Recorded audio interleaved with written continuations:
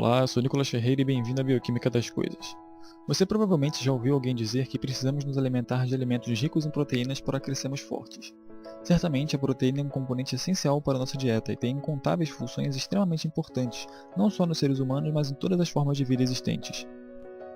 As proteínas são popularmente conhecidas pela sua função nos músculos. Os atletas que praticam musculação geralmente desejam aumentar sua massa muscular e, consequentemente, aumentam também a quantidade de proteínas responsáveis por fazer a contração muscular. Mas você sabia que as proteínas têm muito mais funções do que apenas fazer os músculos se contraírem? Na verdade, a contração muscular é apenas um dos exemplos das mais variadas funções que as proteínas podem ter.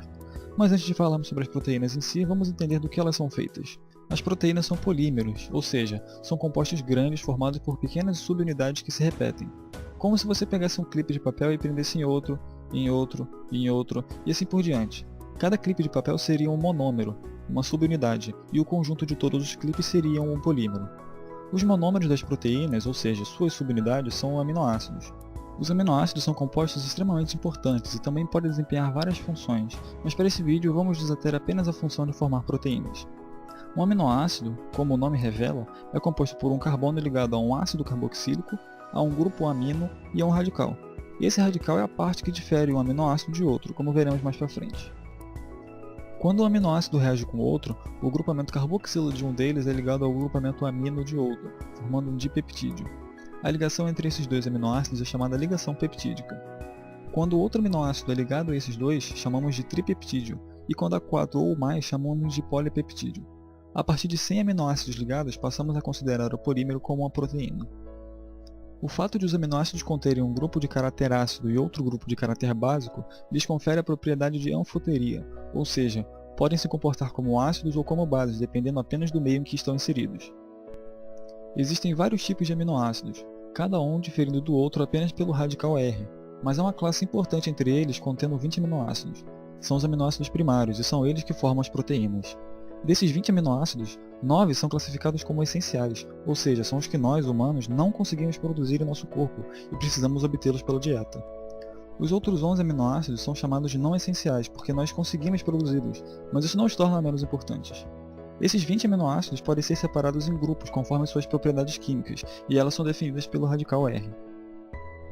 Esses aminoácidos que estão marcados em vermelho são classificados como apolares, já que seus radicais R isolados apresentam baixa solubilidade em água. Já esses aqui são classificados como polares neutros, porque seus radicais R isolados são solúveis em água e não apresentam carga. Esses dois aqui são aminoácidos polares ácidos, já que possuem um grupamento ácido a mais, e esses outros são aminoácidos polares básicos, já que possuem um grupo amino a mais. O fato de haver essa diferença nas propriedades químicas dos aminoácidos é um aspecto fundamental para a determinação das estruturas das proteínas, já que a interação entre os aminoácidos que a compõem não será aleatória. Aminoácidos polares só interagirão com outros aminoácidos polares, e vice-versa. Aminoácidos básicos poderão interagir com aminoácidos ácidos, e vice-versa. Existem proteínas que se enrolam e formam hélices, outras que formam estruturas planares como uma folha, outras que se enrolam e formam estruturas globulares, e vários outros tipos. Além disso, as proteínas podem se juntar com outras proteínas e até com outros compostos como carboidratos e lipídios e formar complexos proteicos maiores. Uma das funções das proteínas, e na minha opinião a mais importante, é a função enzimática. As enzimas são proteínas que têm como função catalisar reações químicas, ou seja, fazer com que elas aconteçam mais rápido. Sem elas, a vida demoraria muito mais tempo para se desenvolver e provavelmente você não estaria assistindo esse vídeo, já que nem ele nem você existiriam. As enzimas funcionam reduzindo a energia de ativação de uma determinada reação, ou seja, diminui a energia necessária para que essa reação aconteça, o que faz com que o processo aconteça muito mais rapidamente. Todas as vias metabólicas que acontecem em nosso corpo, seja a produção ou consumo de energia, a quebra de moléculas, a síntese de um composto, transporte de substância entre células, transformação de uma molécula em outra, duplicação do DNA, transmissão nervosa e até mesmo a síntese de outras proteínas, todos esses processos só acontecem porque existem enzimas extremamente específicas que catalisam cada uma das reações envolvidas. Justamente pelo fato de haverem várias enzimas envolvidas em inúmeros processos metabólicos, há um grande número de doenças relacionadas a elas. A hipolactasia, por exemplo, conhecida como intolerância à lactose, é uma doença que pode se dar por conta da ausência ou de um defeito na enzima lactase, que é responsável por catalisar a hidrólise da lactose presente no leite, transformando-a em glicose e galactose. Com a ausência dessa enzima, a lactose não será degradada pelo nosso corpo, seguirá pelo trato digestivo e encontrará bactérias no intestino que vão fermentá-la. Alguns dos produtos dessa fermentação são o ácido lático e o metano, responsáveis pela sensação de mal-estar e gases que as pessoas com essa doença sentem. Devido a isso, foi desenvolvido o leite sem lactose, que já apresenta os produtos de degradação da lactose, a glicose e a galactose. Por conta dessa maior concentração de glicose, os leites sem lactose têm, geralmente, sabor mais doce que os integrais. Eu poderia falar muitas outras coisas sobre enzimas, mas isso estenderia demais o vídeo. Além da função enzimática, as proteínas também podem ter função estrutural. Nossas unhas e cabelos são feitas quase que inteiramente por queratina, uma proteína estrutural. É ela que confere a resistência dos cabelos e a dureza das unhas. Além disso, toda a superfície externa da nossa pele também é revestida por queratina, principalmente nos locais em que há mais atrito e contato físico com outras coisas, como a sola das mãos e dos pés. Dentro das células há uma estrutura chamada citoesqueleto. É um sistema proteico formado pelas proteínas actina e tubulina, que tem como função dar suporte à célula, além de servir como trilho para a movimentação de organelas e vesículas. Os microtúbulos, que são proteínas componentes do citoesqueleto, são os responsáveis por preparar o fuso mitótico durante a divisão celular, separando os cromossomos em dois polos. A cauda dos espermatozoides e os cílios das bactérias e protozoários também são feitos de microtúbulos, que nesse caso assumem função locomotora, já que fazem as células se moverem no meio. Essas proteínas se organizam de forma filamentosa, formando estruturas longas, e há outras proteínas, com função enzimática, que catalisam reações químicas na base dessas estruturas, consumindo a energia necessária para que ocorra a movimentação. Aliás, os receptores e canais iônicos presentes nas membranas das células também são feitos de proteínas. Tratam-se de proteínas integrais de membrana, ou seja, proteínas que atravessam integralmente a membrana plasmática e têm a capacidade de alterar a sua conformação tridimensional. É essa capacidade que lhe confere a propriedade de seletividade. Quando um poro está fechado e recebe um estímulo, como a mudança no potencial de membrana, por exemplo, sua conformação tridimensional é alterada para uma em que ele fica mais estável, e então o canal se abre, fazendo com que os íons possam passar de um lado para o outro. Os receptores de insulina são ativados apenas por insulina, porque só ela tem o formato e as propriedades químicas necessárias para fazer com que seu receptor altere sua conformação da forma correta, e dessa forma, gere uma cascata de reações intracelulares que culminam na importação de glicose para dentro da célula, diminuindo a glicemia.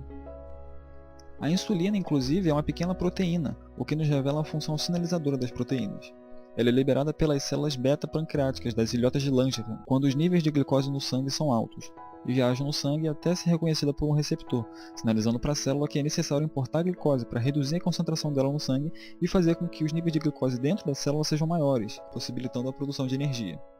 A deficiência na produção da proteína insulina é a causa da diabetes tipo 1, enquanto a deficiência nas proteínas que formam o receptor de insulina são uma das causas da diabetes do tipo 2, no qual a produção de insulina, porém seu receptor não a reconhece corretamente. É por esse motivo que pessoas com diabetes do tipo 2 não recebem insulina na veia, como as pessoas que têm diabetes no tipo 1, já que no tipo 2 o problema não é a falta de insulina, mas sim o mau funcionamento do receptor dela. As proteínas realizam suas funções em ambientes bem específicos. Se a temperatura, pressão ou pH do meio alterarem, a proteína muda sua conformação a ponto de perder sua função, podendo ser reversível ou não. Quando isso acontece, dizemos que a proteína se desnaturou. Um exemplo bem claro disso são as proteínas da clara do ovo, que são transparentes e tornam-se brancas ao serem aquecidas, porque se desnaturam, alterando sua conformação tridimensional e consequentemente sua interação com a luz. Quando o mosquito pica a nossa pele para se alimentar do nosso sangue, ele também injeta um pouco de sua saliva, que contém várias proteínas com funções anticoagulantes que o ajudam a sugar o sangue. São essas proteínas que causam aquela sensação de coceira que sentimos após a picada. Porém, se você aquecer uma colher de metal ou algum outro objeto e pressioná-lo no local da picada por alguns segundos ou minutos, vai perceber uma diminuição gradativa na coceira, já que as proteínas da saliva do mosquito serão desnaturadas por conta do calor e perderão suas funções. Ainda há várias outras funções que não foram citadas, como a formação de anticorpos ou a função carreadora, como a da albumina, a proteína presente na clara do ovo que faz o transporte de substâncias no sangue, ou então do LDL, o famoso colesterol ruim, uma mistura de proteína e lipídios responsáveis por fazer o transporte de colesterol pelo sangue. Vale lembrar que o LDL não é o colesterol, mas sim uma lipoproteína. Depois de todas essas especializações que as proteínas podem ter, eu espero que tenha ficado claro a importância que as proteínas têm em nossa vida, muito além de apenas realizar a contração muscular. Eu espero que você se lembre disso sempre que for comer aquele pedaço de picanha no churrasco de domingo. Até o próximo vídeo.